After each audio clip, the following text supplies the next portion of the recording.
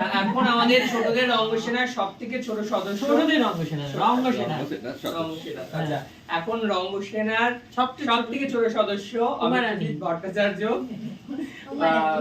রবীন্দ্রনাথ ঠাকুরের প্রতিকৃতিতে মাল্যদান করবে। আর কি করব সাথে? তারপরে কবিতা বলবে।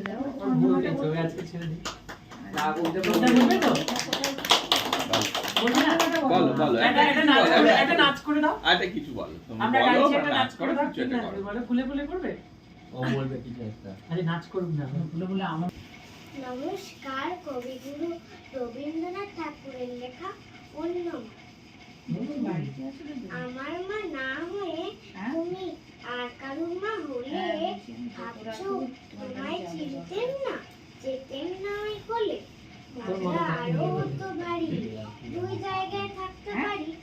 আমি থাকতেন এই গাছটি, তুমি পাড়ের গায়ে। এইখানেতে দিনের বেলা যা কিছু সব হতো খেলা। দিন ফুরলেই তোমার কাছে পেরিয়ে যেতেন নাই। হঠাৎ এসে পিছন দিকে আমি বলতেন, বল দেখি কে। তোমরা চেনার মতো চিনে না তো তবু। তখন কোলে ঝাঁপিয়ে পড়ে আমি বলতেন গলা ধরে, আমার তোমায় চিনতে হবে, আমি তোমার অবু।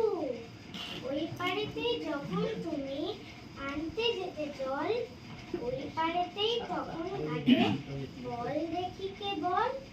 কাগজ করা নৌকোটিকে ভাসিয়ে দিতেন তোমার দিকে। যদি গিয়ে পৌঁছতো সে, বুঝতে কি সে কার। সাঁতার আমি শিখিনি যে, নইলে আমি যেতেম নিজে। আমার পাড়ের থেকে আমি যেতেম তোমার পার।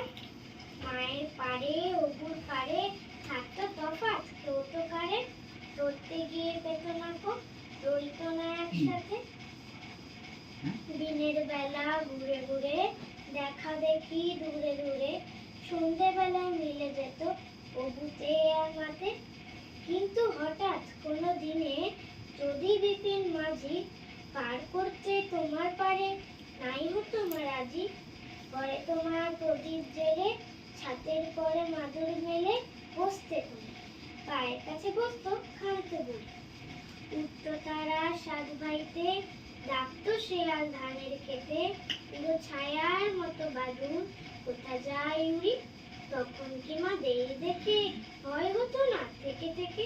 পার হয়ে মা আসতে হতোই, অবু যেথায় আছে। তখন কি আর ছাড়া পেতে, দিতেন কি আর ফিরে যেতে। ধরা পড়তো মায়ের ওপার অপুর পায়ের কাছে। নমস্কার।